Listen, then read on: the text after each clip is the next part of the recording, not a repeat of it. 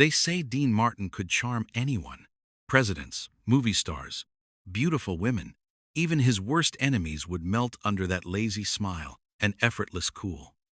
But on October 14th, 1962, in a narrow Chicago alley that reeked of garbage and broken dreams, Dean Martin faced a man who seemed completely immune to charm. Salvatore Romano, known on the streets as Sal the Knife, stood 6 inches from Dean's face with a switchblade pressed against his throat, and those cold black eyes held nothing but murder. Sal wasn't there for an autograph. He wasn't there to talk about Dean's latest album or his upcoming movie with Jerry Lewis. He was there because he believed Dean Martin had betrayed him to the federal government. He was there because in his world, betrayal meant death. And he was there because he planned to carve Dean Martin into pieces and leave him for the rats. But what happened next? What Dean Martin said in that moment when death was literally touching his skin didn't just save his life. It broke down the most dangerous man in Chicago and turned a killer into a protector. Because sometimes the most powerful weapon isn't a gun or a knife. Sometimes it's 3 simple words spoken at exactly the right moment by a man who understood that everyone, even monsters, are still human beings carrying pain. Before we dive deeper into this incredible story, I want to ask you something. If you're enjoying these untold Dean Martin stories, hit that subscribe button and give this video a thumbs up. It really helps the channel, and there are so many more incredible stories about old Hollywood that deserve to be told. Your support means everything to us, and it helps us keep bringing you these amazing untold tales. To understand what happened in that alley, you need to understand Chicago in 1962. It wasn't the tourist-friendly city you know today. It was a battlefield where organized crime families carved up territory like pieces of a bloody pie. The outfit, as they called themselves, controlled everything that mattered. The clubs, the restaurants, the politicians, the police, and at the top of that criminal pyramid sat men like Salvatore Romano. Sal Romano was different from the typical mob boss. Most of these guys were thugs who got lucky, muscle-bound men who climbed the ladder through violence and intimidation. But Romano was educated. He'd studied law at Northwestern before the family business called him home. He was smart, calculating, and absolutely ruthless. They called him Sal the Knife, not because he was crude or messy, but because he was surgical. When Romano wanted someone dead, they died quietly, efficiently, and completely. Romano owned the Sunset Room, one of Chicago's most exclusive nightclubs. Politicians, celebrities, and legitimate businessmen rubbed shoulders with gangsters and corrupt cops. It was neutral territory, a place where deals were made and secrets were traded like currency. And it was there, 3 weeks before that fateful night in the alley, that Dean Martin first met Salvatore Romano.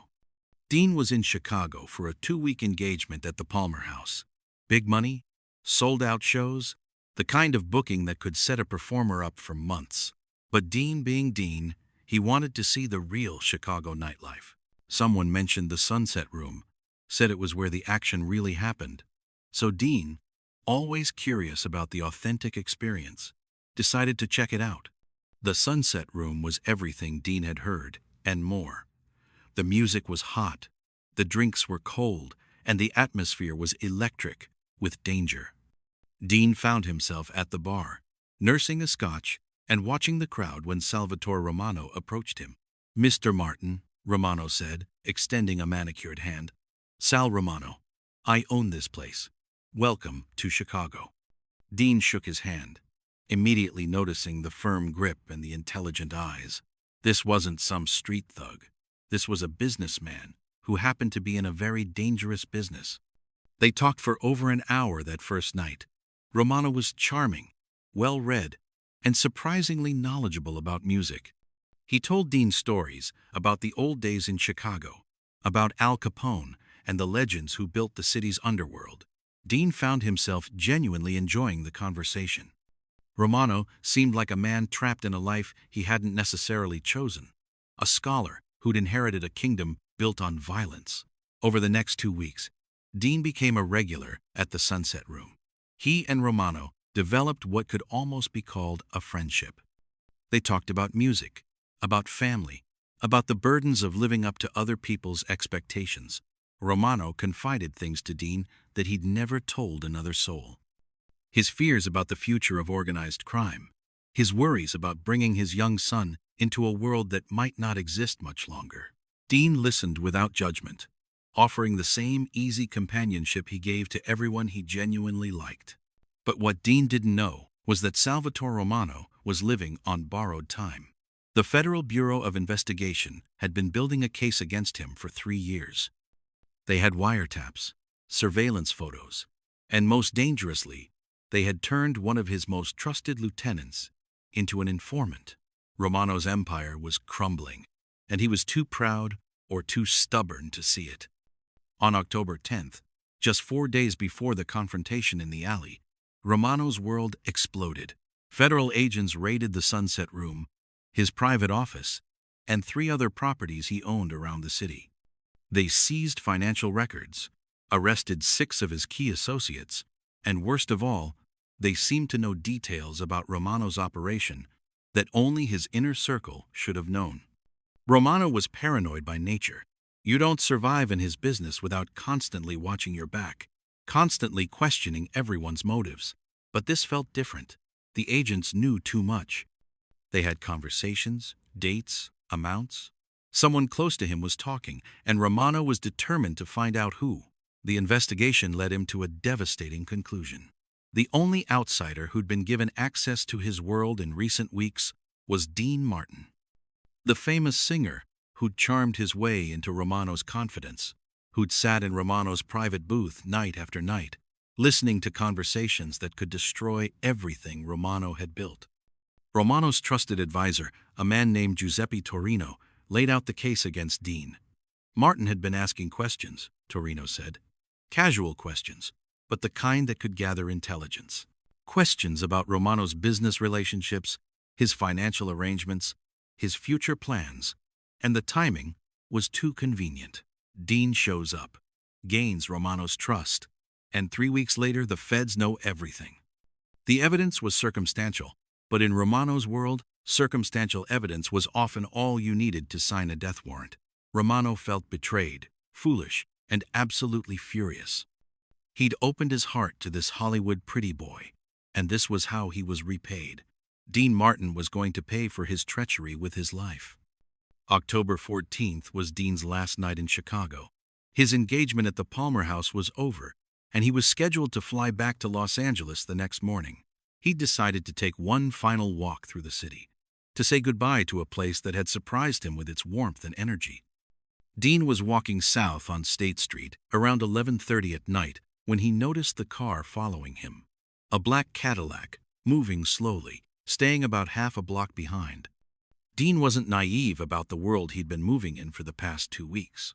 He knew dangerous men when he met them, and he'd sensed the tension around Romano over the past few days. Something was wrong, and Dean was smart enough to realize he might be in trouble. He turned east on Jackson Boulevard, hoping to lose the car in the maze of downtown streets. But as he walked, he noticed more cars, a gray Lincoln from the north, a dark blue Oldsmobile from the south. They were boxing him in, herding him toward a destination he wouldn't choose. Dean found himself on a narrow side street, lined with closed shops and empty warehouses. The streetlights were dim, casting long shadows that seemed to move with malevolent purpose. He heard car doors slamming behind him, the sound of footsteps echoing off the brick walls. When he turned around, he saw them. 6 men in dark overcoats, moving toward him with the predatory grace of professional killers. And leading them was Salvatore Romano. Dean stopped walking. There was nowhere to run, and running would have been pointless anyway.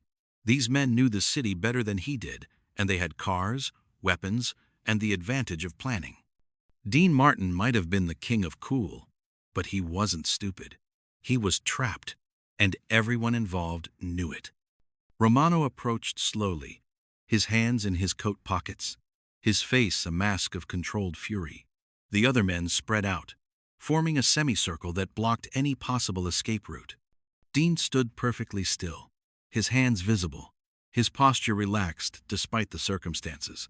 If this was how it ended, he wasn't going to give them the satisfaction of seeing him panic. "Hello, Sal," Dean said quietly. His voice was steady, conversational, as if they were meeting for drinks instead of a potential execution. Romano's eyes were cold, dead. "You disappointed me, Dean. I thought you were different. I thought you were real. I am real." "No, you're not. You're a federal agent. Or you're working for them. Same thing either way." Dean shook his head slowly. "I'm not working for anybody except myself, Sal. I never have been." Romano pulled out his switchblade, the steel gleaming under the dim streetlight. "Don't lie to me. Not now. I know what you did. I know what you told them. I didn't tell them anything." "Then how did they know, Dean? How did they know about the meeting with Torino?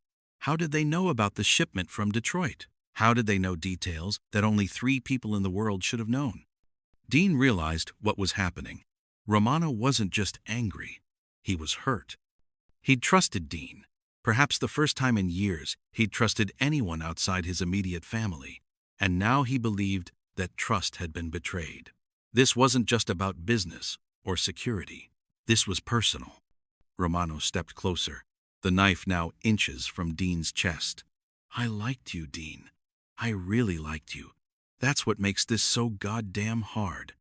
Dean looked into Romano's eyes and saw something he recognized. Pain. The same kind of pain Dean had seen in his own mirror during his darkest moments. Romano wasn't a monster. He was a man who'd been forced to become monstrous. A man who'd built walls so high around his heart that he couldn't tell the difference between loyalty and betrayal anymore. "Sal," Dean said quietly, "before you do this, I need you to know something." "I don't want to hear it."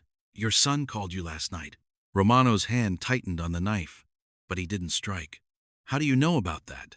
"Because I was there when you took the call.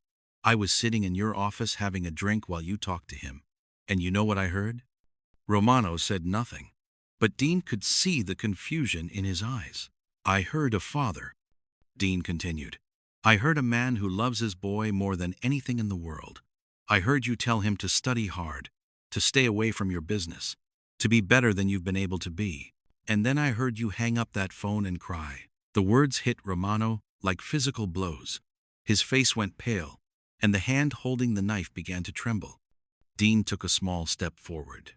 "You didn't cry because you're weak, Sal. You cried because you're strong. Because you love that boy enough to want him to have a different life.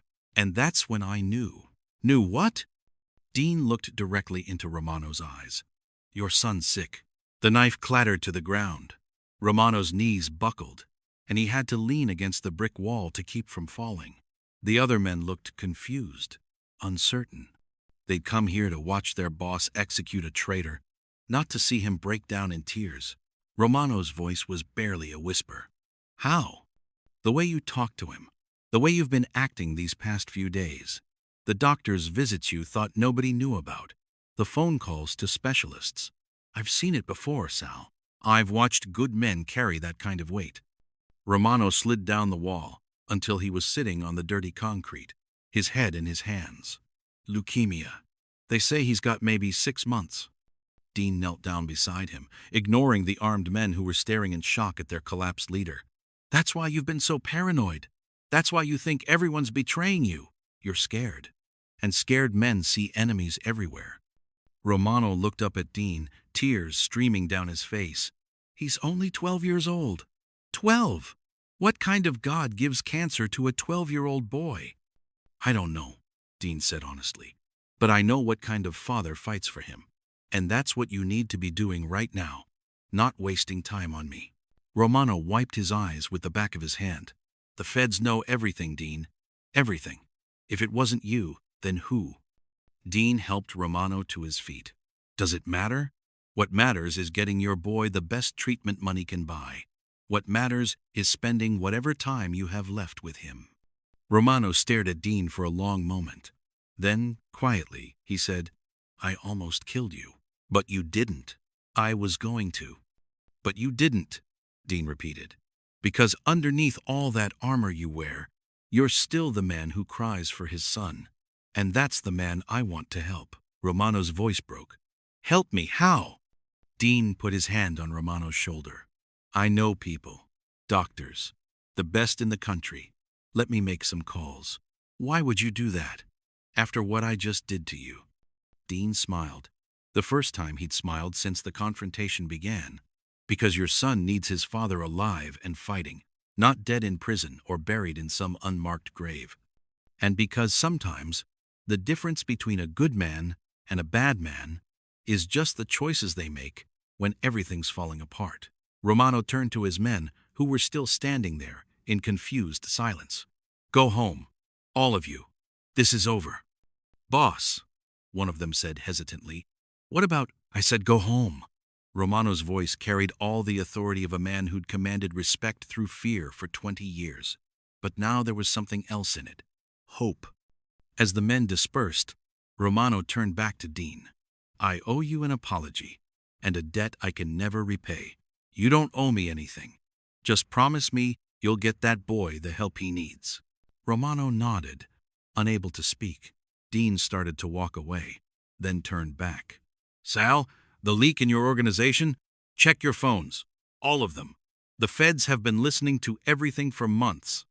Romano's eyes widened. The wiretaps. Of course. That's how they knew so much. It wasn't a human informant at all. 3 days later, Dean Martin was back in Los Angeles when his phone rang. It was Salvatore Romano. Dean, I need to tell you something. We found the bugs. 27 of them. Phones, offices, even my car. You were right. I'm glad you found them. But that's not why I'm calling. I'm calling because my son is at Children's Hospital in Los Angeles. The doctors you recommended, they said they can help him. They said there's a new treatment. Experimental, but promising. Dean smiled. That's wonderful, Sal. He's going to be okay, Dean. He's actually going to be okay. Romano's voice broke again. But this time, it was from joy, not despair. The story of what happened in that Chicago alley never made it to the newspapers. Salvatore Romano was arrested 6 months later when the federal wiretapping evidence was presented in court. But by then, his son was in remission, and Romano's perspective on life had changed completely. He pled guilty to racketeering charges and was sentenced to 15 years in federal prison. He served 12 with good behavior. While in prison, Romano earned his law degree. When he was released in 1975, he became a defense attorney, specializing in helping first-time offenders avoid the path he'd taken. He died in 1998, survived by his son Anthony, who became a pediatric oncologist. Dean Martin never spoke publicly about that night in Chicago. But every year until Romano's death, Dean would receive a Christmas card from the Romano family. And every year, without fail, Dean would call to check on Anthony's health and Romano's progress in building a legitimate life. The 3 words that saved Dean Martin's life and changed Salvatore Romano forever were simple. Your son's sick. But they represented something much more profound. They represented the moment when one man chose to see past the surface of another, to find the human being buried under years of violence and pain. Dean Martin walked into that alley facing certain death. He walked out, having saved 2 lives, his own and that of a 12-year-old boy he'd never met. Because sometimes the most powerful thing you can do isn't fight back or run away. Sometimes the most powerful thing you can do is simply see someone's pain and choose to acknowledge it. That's the Dean Martin story that should be remembered.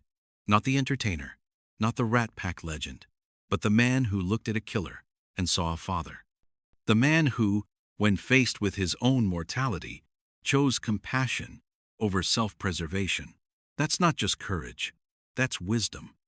And in that dark Chicago alley, on a cold October night in 1962, that wisdom saved everyone involved.